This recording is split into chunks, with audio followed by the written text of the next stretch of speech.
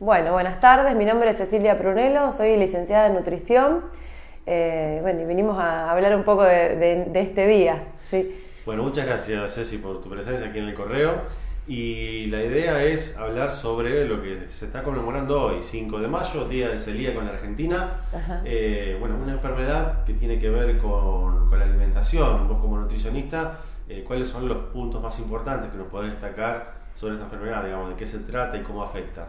Bien, en principio es una enfermedad crónica que es para toda la vida, está mediada también por el sistema inmune y bueno, se afecta la parte del sistema intestinal, sobre todo por las proteínas que están presentes en algunos cereales como el trigo, la avena, la cebada y el centeno.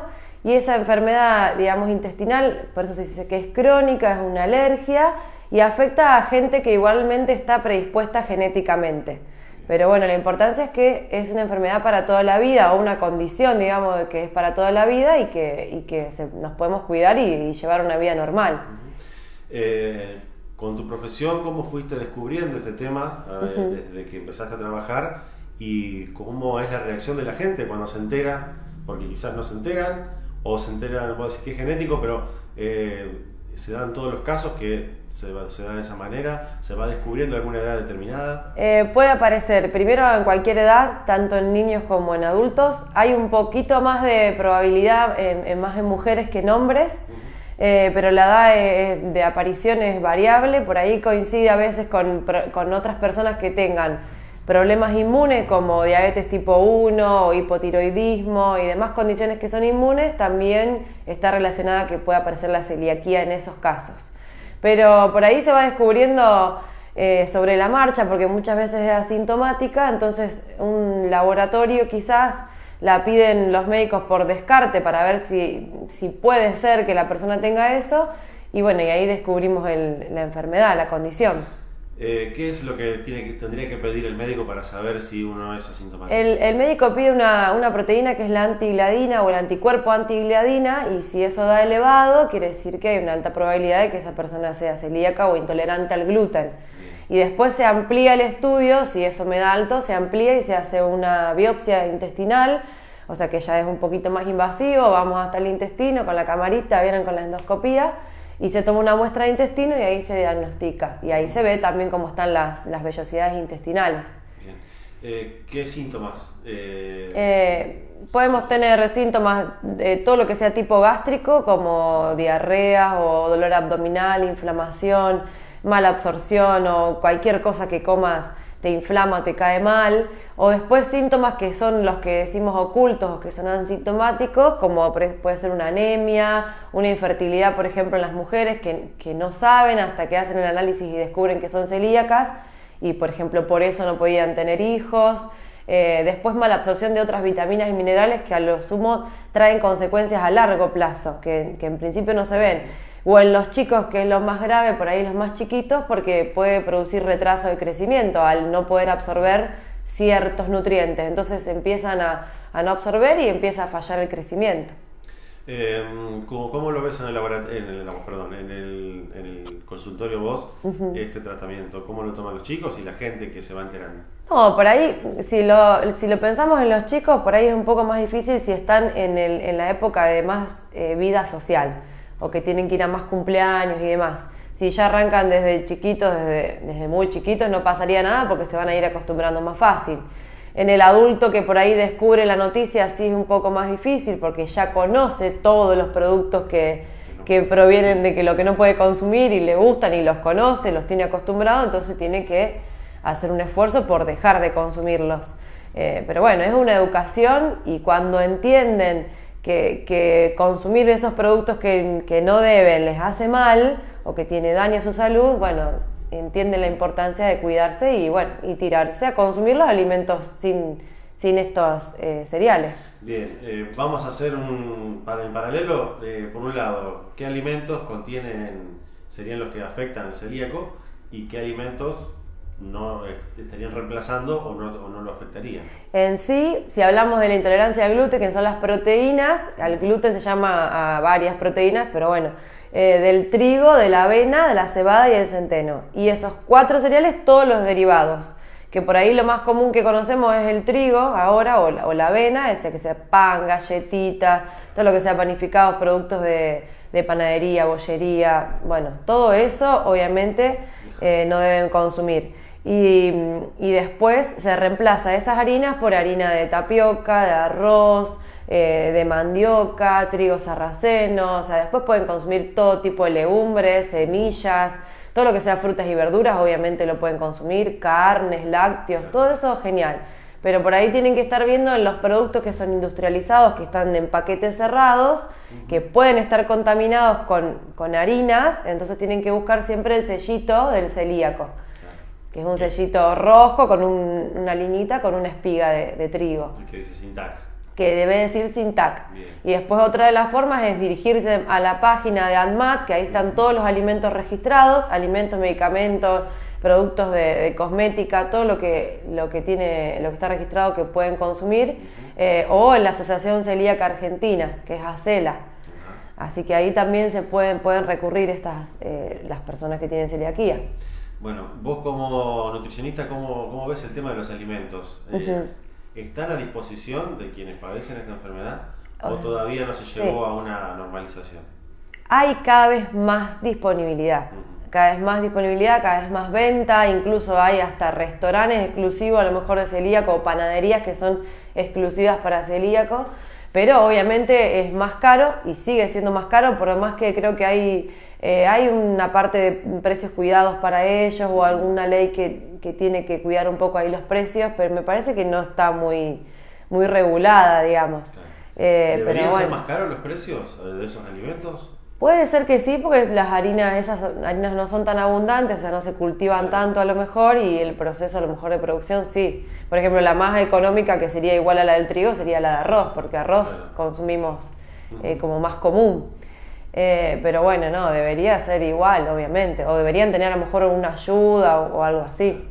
¿Y qué pasa con las comidas en los restaurantes o bares? ¿Están implementándolo o todavía falta un tiempo? Y todavía falta. Nosotros, ahí salió una actualización de una encuesta que hizo la ANMAT en el 2020, sacando un porcentaje de los celíacos que se conocen en Argentina, 5.700, algo así, encuestaron.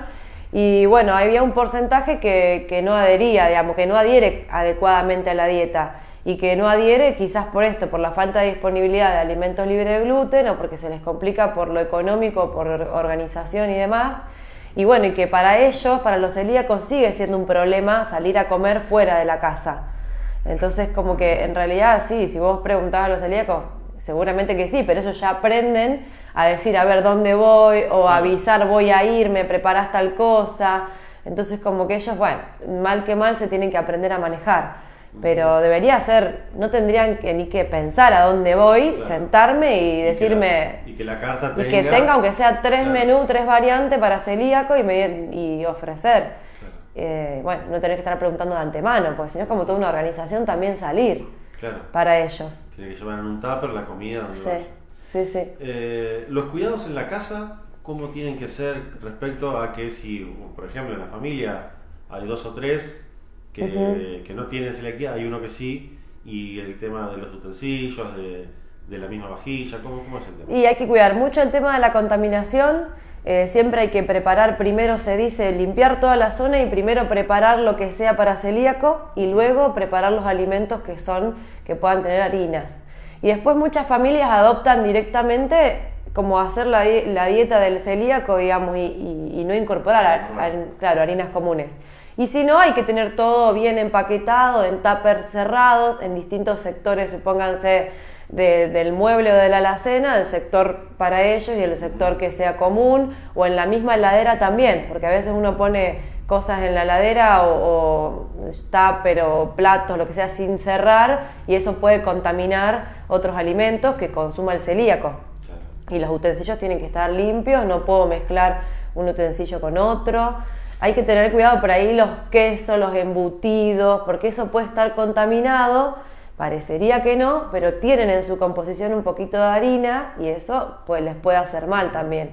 Esa mínima mínimo. Mínima pizca de harina, lo que tenga, Sí. ya lo puede Por afectar. más mínimo que sea, hay gente que es muy sensible, celíacos que son muy sensibles a muy poquito, algunos que a lo mejor consumen, se contaminan, no se dan cuenta, no tienen ningún síntoma, y bueno, y otros que por ahí sí, les hace mucho mal. Entonces después los controles, ellos se tienen que hacer controles obviamente todos los años, y los médicos hacen controles para ver qué tan libre de gluten está o estuvo ese intestino. Se hacen ese tipo de chequeos para ver qué porcentaje de libre de gluten estuvo ese intestino.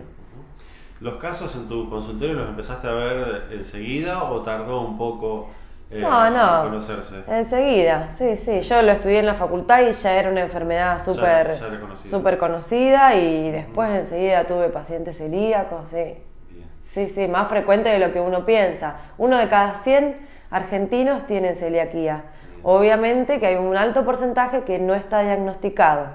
Bueno, ¿cómo hacemos con ese tema? Porque te quería consultar, porque simplemente puede pasar que alguien vaya al nutricionista pensando en que tiene un malestar o tiene un problema que tiene que ver con otra cosa y nunca se lo planteó. Nunca se lo planteó, se lo relaciona directamente con la celiaquía. ¿Qué es lo que recomendás vos ante algún malestar? O si ya te viene antes de llegar a los síntomas fuertes, digamos, ¿cómo me doy cuenta? Y por ahí yo hago una evaluación completa, a lo mejor le pregunto si hay un antecedente en la familia, o veo si en la familia también hay este tipo de enfermedades que yo te decía, inmunes. Hay mucho hipotiroidismo, mucha diabetes, muchas cosas que tienen que ver con el sistema inmune, me pueden estar dando la pauta que puede aparecer algo. O cuando hay algo de un tratamiento gástrico o intestinal, que la persona viene de mucho tiempo tratándola y no mejora, y nunca se hizo un análisis de celiaquía. Entonces yo ahí puedo sospechar. O a veces se hace, qué sé yo, una semana libre de gluten y, por ejemplo, la persona mejora. Entonces ahí te puede dar la pauta de un posible diagnóstico. Pero bueno, siempre hay que pedir el análisis. A veces muchos médicos lamentablemente no lo incluyen y no lo piden, y es solamente un anticuerpo más que tienen que sumar como para descartar. Cualquier consulta que pueda hacer un paciente al médico clínico donde vaya, le puede pedir, Sí, haceme para... sí, cualquier saber médico le puede pedir en el análisis. ¿Y es recomendable en cualquier momento, digamos, Sí. o no hace falta tener síntomas o sentirse mal para pedirlo? Lo podés pedir en cualquier... No hace falta tener síntomas, por ahí si tenés algún familiar que es celíaco, cuando aparece un celíaco en la familia se tienen que estudiar todos, por ejemplo. Y no hace falta algo puntual, o por ahí ya te digo, vengo viendo, no sé, una mujer que quiere quedar embarazada, no puede, o vengo viendo que tiene una anemia, le doy hierro, no mejora, entonces puedo ver si hay algo de celiaquía. Como vamos descartando y aparecen por ahí esos diagnósticos. Y bueno, ¿y cómo sigue la vida de la persona después? Pues si se tiene que cuidar de por vida. Cambiar la dieta, cambiar las costumbres. Cambiar las costumbres en la casa, cambiar las costumbres cuando sale, cuidarse, estar más atento, leer más los ingredientes, los paquetes, buscar ese sellito. Pero bueno, o sea, se aprende, se logra, pero tienen que tener mucha voluntad. Al principio les cuesta. Hay muchos que se cansan y vuelven a consumir trigo, pero al principio no les hace nada y a los 2-3 meses empiezan a ver otra vez la falla. Entonces es importante que se cuiden, porque sigo viendo celíacos que no se cuidan y lo saben, están diagnosticados y no se cuidan y se siguen comiendo un pedacito de pan, una facturita, una cosita, porque como que no se aguantan o porque no se hacen el tiempo de decir me voy a comprar lo que me corresponde comer, o bueno, hay muchas cosas que se tienen que preparar caseras, entonces como que eso también implica otro tiempo. Pero bueno, hoy en día en las dietéticas tienen un montón de productos, en los supermercados también hay sectores con venta de productos, y hay mucha gente que hace para vender en forma casera, que solo se dedican a hacer alimentos para celíacos, o sea que ahí no hay riesgo de contaminación. ¿Y ese no cuidarse te puede llevar a algún síntoma peor o algún caso que pueda empeorar tu salud, o simplemente van a ser siempre los mismos síntomas? No, siempre, o sea, por ahí muy a la larga, sí, por ahí estos problemas de déficit de vitaminas y minerales, sí, te pueden llevar a ir empeorando, pero tienen que ser por ahí muy extremos. Yo supongo que en algún momento tienen que poner un límite y empezar a cuidarse. Bueno, un mensajito final, Ceci, y te agradecemos. ¿Sobre la celiaquía? Sobre la celiaquía. hacerse el análisis, consultar. Sí, hacerse el análisis, consulten y vayan al Nutri porque por ahí les pueden dar muchas más opciones que desconocen, porque lo único que hacen es dejar todo lo que sea trigo y, no sé, comer arroz todos los días. Y otra de las cosas que se ve que a lo mejor el celíaco como que se tira a comer a lo mejor muchas harinas de las otras, pero en realidad siguen sin cuidarse porque esas harinas siguen teniendo la misma cantidad de carbohidratos que las otras y seguimos viendo sobrepeso y obesidad en celíaco o en la gente que no tiene celiaquía. Que por ahí, ya les digo, es importante conocer, probar, investigar, probar recetas caseras que son ricas también y que bueno, les pueden hacer mucho bien. Muy bien, muchas gracias. Bueno, gracias a ustedes.